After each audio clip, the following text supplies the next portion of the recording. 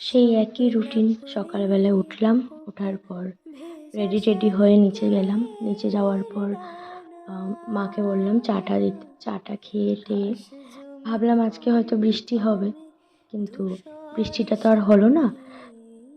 সকালবেলায় খুব মেঘলা ছিল, প্রায় 10টা 11টা পর্যন্ত প্রচণ্ড মেঘলা ছিল। তো ভাবলাম হয়তো অনেকটা বৃষ্টি হবে, কিন্তু ওয়েদার রিপোর্টেও দেখাচ্ছিল বৃষ্টি হবে, বাট হয়নি। এই জায়গাটা হচ্ছে জেল রোড। আমার খুব ভালো লাগে এই জায়গাটা, কারণ এই জায়গাটায় প্রচণ্ড গ্রিনারি, মানে সব দিকে শুধু গাছপালা, আর খুব হাওয়া হচ্ছিল তখন। বাবার সাথে গিয়েছিলাম, বাবা আমাকে পুরো স্কুল অবধি ড্রপ করেছিল। স্কুল থেকে বেরিয়ে আজ আমরা, যেহেতু স্যাটারডে ছিল, তো সবাই মিলে আমরা গিয়েছিলাম মা শেরাওয়ালি ধাবায়। এভাবে অটোতে করে আমি সামনে বসেছিলাম, অঙ্কিতা ম্যাডামও সামনে বসেছিল, জায়গা হচ্ছিল না বলে।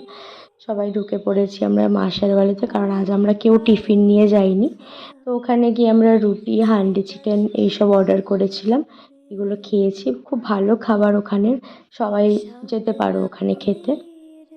খুব অ্যাফোর্ডেবল প্রাইসে ভালো ভালো খাবার পাওয়া যায় এখানে। আমি আর অর্চনা ম্যাডাম গল্প করতে করতে এইভাবে খাওয়াটা খেয়ে নিলাম। আর ওখানে বর্ষা ম্যাডাম আর দুজনই বর্ষা, একজন বর্ষা পাল একজন বর্ষা দাস, দুজনেই ওরা কচুরি খেয়েছিল। আর সোহেলি একটু পরে এসেছিল, সোহেলি খেয়েছিল নিম্বু পানি, কারণ ও অলরেডি টিফিন নিয়ে গিয়েছিল, তাই ও আর খায়নি। আমরা খেয়েছিলাম, তারপর বেরিয়ে পড়েছি বাড়ির জন্য।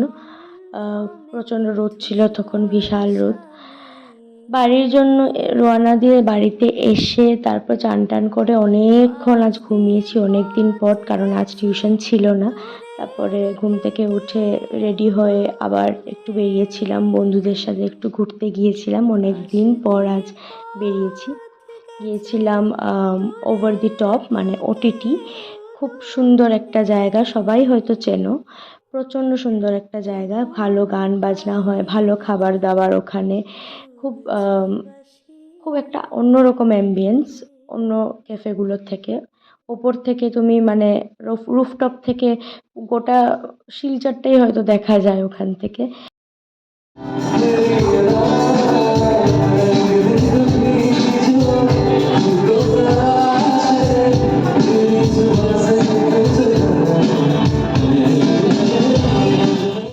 বাস এইভাবে ভালো গান শুনতে শুনতে, আমিও ওখানে গান করেছিলাম, ভালো গান শুনতে শুনতে সময়টা কেটে গেল, বুঝতেই পারলাম না।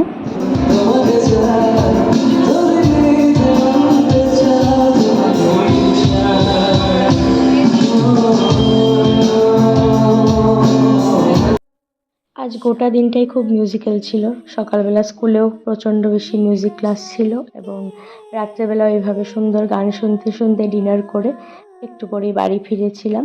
যাই হোক, এইভাবেই আজকে ব্লগটা শেষ করছি। Thank you, tata.